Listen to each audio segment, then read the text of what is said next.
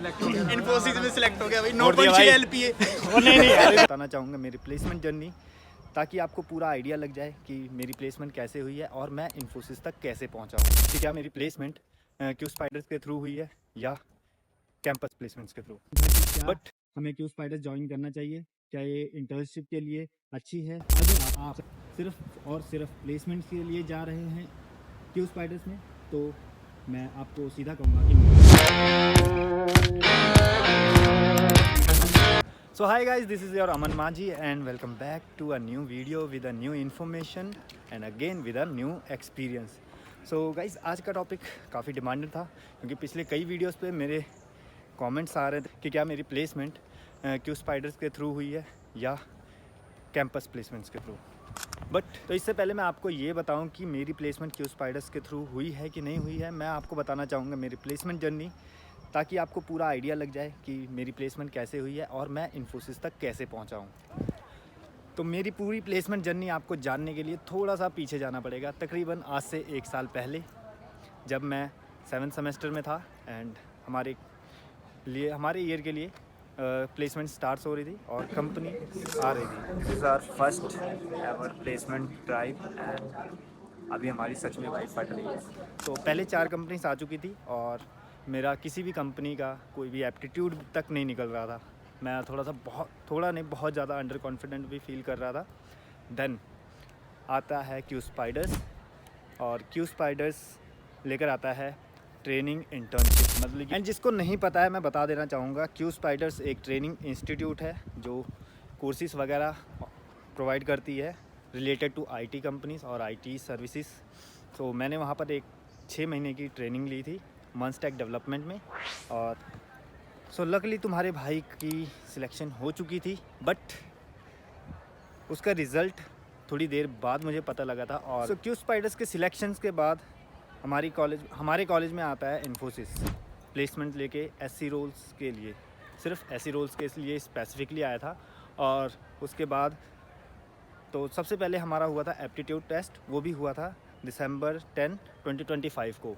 मैं थोड़ा under confident था और मुझे, क्योंकि पिछले भी कंपनीज़ की जितने भी एप्टीट्यूड टेस्ट मैंने अटेम्प्ट किए थे मुझसे क्लियर नहीं हो रहा था, बट ट्राई तो करना था एंड मैंने ट्राई किया अच्छे से और थोड़ा बहुत इधर उधर करके मैंने एप्टीट्यूड टेस्ट अपना पास कर लिया, मतलब कि इन्फोसिस का एप्टीट्यूड टेस्ट क्लियर कर लिया।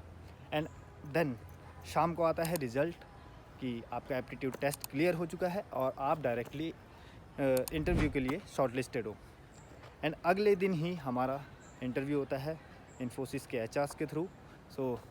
और मैं बहुत ज़्यादा नर्वस था उस दिन, क्योंकि ये मेरा फर्स्ट टाइम था जब मैं कोई इंटरव्यू देने जा रहा था और उस टाइम मैं बहुत ज़्यादा नर्वस था। मैंने बहुत सारी गलतियां भी की थी इंटरव्यू में, बट लकीली इन्फोसिस आया था मास हायरिंग के लिए और हमारे कॉलेज में 34 कैंडिडेट्स सिलेक्ट हुए थे आफ्टर एप्टीट्यूड, और उन में से सब के सब 34 कैंडिडेट्स की सिलेक्शन हो चुकी थी, मतलब कि एससी रोल के लिए, और सबके सब की प्लेसमेंट हो चुकी थी कैंपस के थ्रू।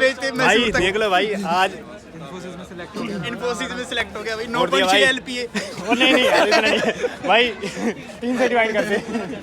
तो अभी आपको आंसर मिल ही गया होगा कि मेरी प्लेसमेंट क्यू स्पाइडर्स से नहीं लगी है, बट मैं क्यू स्पाइडर फिर भी क्यों गया। यूजुअली जो इन्फोसिस है या और भी एमएनसी कंपनीज है, वो आपको प्लेसमेंट तब देती है जब आपका ग्रेजुएशन कंप्लीट हो जाता है, और मैं तब था 7th सेमेस्टर में, और उस दौरान या तो मैं इंटर्नशिप लगा सकता था या तो मुझे ट्रेनिंग लेनी पड़ती। मेरे पास लास्ट ऑप्शन बचा था क्यू स्पाइडर्स का, और ये भी नहीं था कि मैंने ट्राई नहीं किया और किसी कंपनी के लिए, क्योंकि मेरी एक जगह प्लेसमेंट हो चुकी थी और हमारे कॉलेज का यही रूल था, अगर आपकी एक जगह पर प्लेसमेंट हो जाती है एक कंपनी में, तो आप किसी और कंपनी में एलिजिबल नहीं हो बैठने के लिए, आपको बैठने नहीं दिया जाएगा। तो मैं वहाँ पर फंस चुका था और मेरे पास और कोई ऑप्शन नहीं मिला उस टाइम पर। मैंने चूज़ किया क्यू स्पाइडर को ही, क्योंकि मेरी सिलेक्शन वहाँ पर हो चुकी थी ऑलरेडी। मैंने अपने 8th सेमेस्टर की ट्रेनिंग क्यू स्पाइडर से ली। ये कुछ था मेरे प्लेसमेंट जर्नी के बारे में। और आप सबका एक और मोस्ट डिमांडेड क्वेश्चन था कि क्या हमें क्यू स्पाइडर ज्वाइन करना चाहिए क्या ये इंटर्नशिप के लिए अच्छी है? आप सबका ये क्वेश्चन था कि मेरी भी इंक्यूबेशन प्रोग्राम के थ्रू क्यू स्पाइडर्स में सिलेक्शन हुई है। तो मैं आपको बता देना चाहूँगा, अगर आप सिर्फ और सिर्फ प्लेसमेंट्स के लिए जा रहे हैं क्यू स्पाइडर्स में, तो मैं आपको सीधा कहूँगा कि मत जाना भाई। अगर आपको आता है, आपके पास स्किल्स है, आप बाकी कहीं कंपनीज़ में इंटर्नशिप्स के लिए ट्राई करो और अपने स्किल्स पर काम करो और थोड़ा सा इन्हांस करो और ट्राई करो, आपकी प्लेसमेंट कहीं ना कहीं लग जाएगी। बट अगर आपको कुछ सीखना है क्यू स्पाइडर से, तो आप वहाँ पर जा सकते हो। मेरा भी कुछ ऐसा ही था, मुझे अपने स्किल्स पर थोड़ा काम करना था, और क्योंकि मैं थोड़ा अंडर कॉन्फिडेंट भी फील कर रहा था, तो मैंने इसीलिए क्यू स्पाइडर चूज़ किया था। बट अगर आप सिर्फ प्लेसमेंट के लिए जाना चाहेंगे, तो मैं आपको एक बार फिर कहूँगा कि आप मत जाना क्यू स्पाइडर्स सिर्फ प्लेसमेंट्स के लिए, क्योंकि आप वहाँ पर उनके ऊपर डिपेंडेंट नहीं रह सकते हो कि वो आपकी 100% प्लेसमेंट लगवा देंगे। तो यही कुछ था मेरे प्लेसमेंट जर्नी के बारे में।